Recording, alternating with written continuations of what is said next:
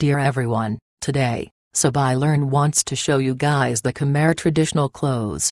Samlik Boram Peak Boran Khmer. Don't forget to subscribe. Bottoms. The sampat is the traditional garment of the Khmer, still popular among men and women of the lower class. It is basically a sarong similar to those worn in neighboring Laos and Thailand, with slight variations. Measuring approximately 1.5 meters long, the two ends of the cloth are sewn together to form a tubular garment which is worn over the lower half of the body, extending to the ankles. The wearer ties a knot of excess cloth in front to secure it at the waist. The sampat varies in color, material and dimensions, depending on the gender and social class of the wearer. Historically, the sampat dates back to the Funan era, in which a king, at the request of Chinese envoys, ordered his subjects to cover themselves. Sampat Chongpen. Sampat Chongpen was the preferred choice of women of the upper and middle classes for day-to-day wear, although the practice died out at the beginning of the 20th century. It dates back to ancient Cambodia, when deities were said to wear it. Scholars consider it ultimately to derive from the Indian dhoti. For, unlike the typical sampat, it is more like pants than a skirt. It is a rectangular piece of cloth 3 meters long and 1 meter wide. It is worn by wrapping it around the waist, stretching it away from the body and twisting the knot. The knot is then pulled between the legs and held by a metal belt.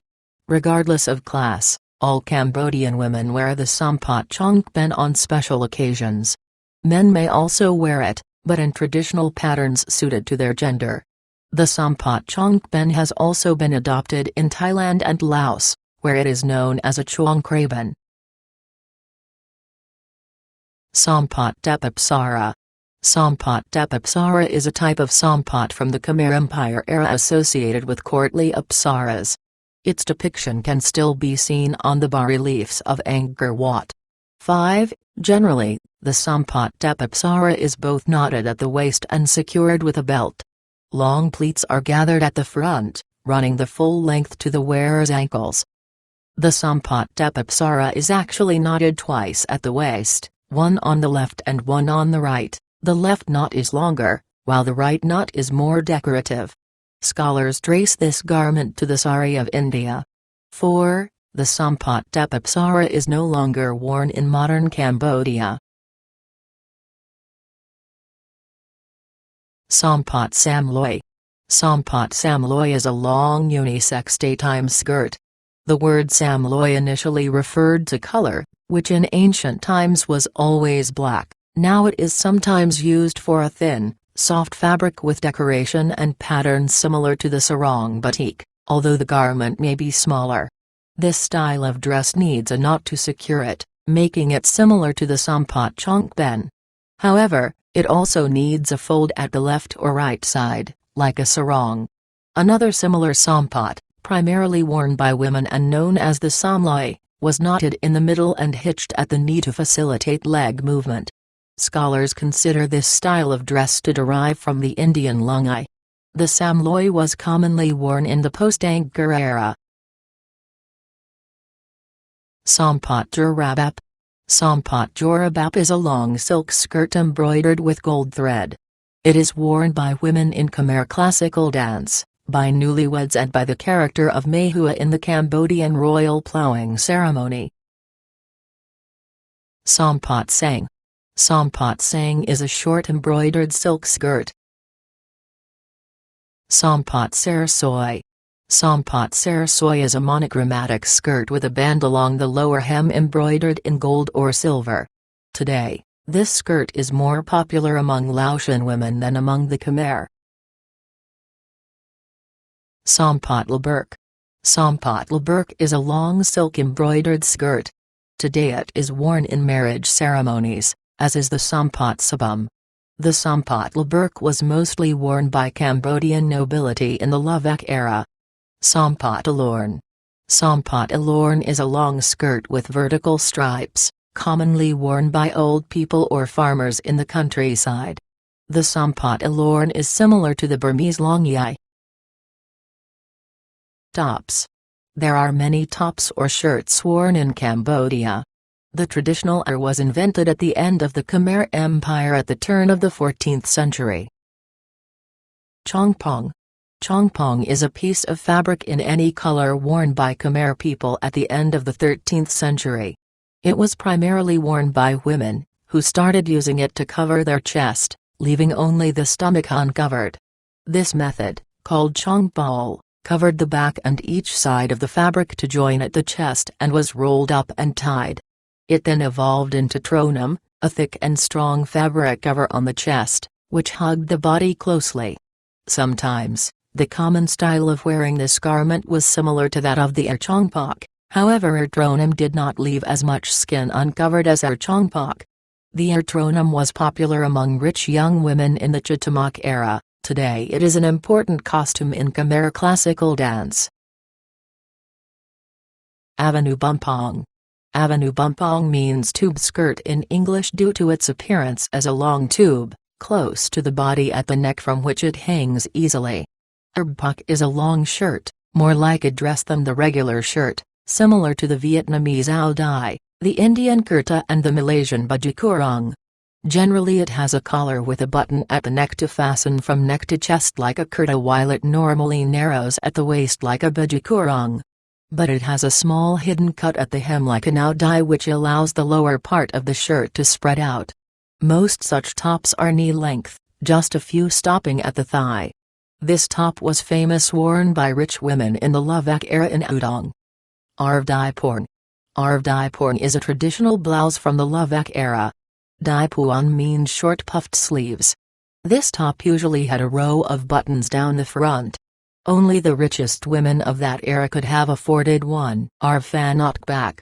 Arv Fanokbak is a formal shirt primarily worn by wealthy young women. It is often adorned with a row of pleats with floral decorations and often paired with a collar and sleeve hems in the same style. The period in which this shirt was invented is not known.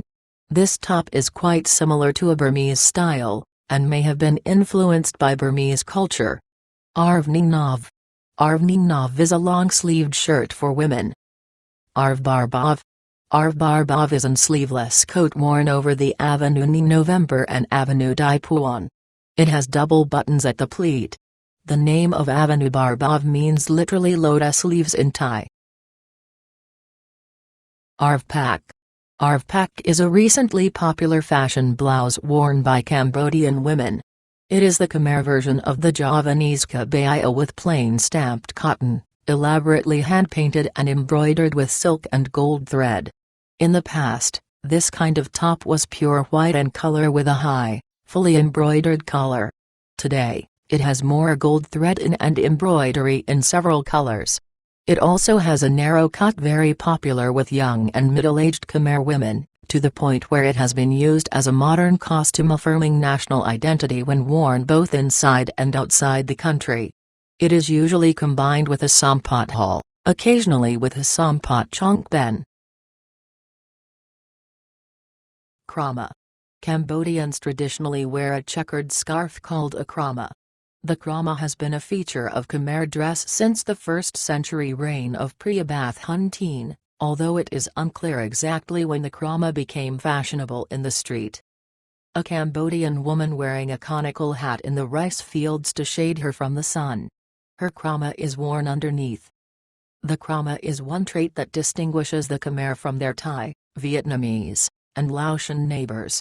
It is used for many purposes, including for style, for protection from the hot sun, as an aid for one's feet when climbing trees, as a hammock for infants, as a towel, or as a sarong. A krama can also be easily shaped into a small child's doll for play. Under the Khmer Rouge, all Khmer were forced to wear a checkered krama. The conical bamboo hat is worn by many, especially by workers in the countryside to shade them from the sun.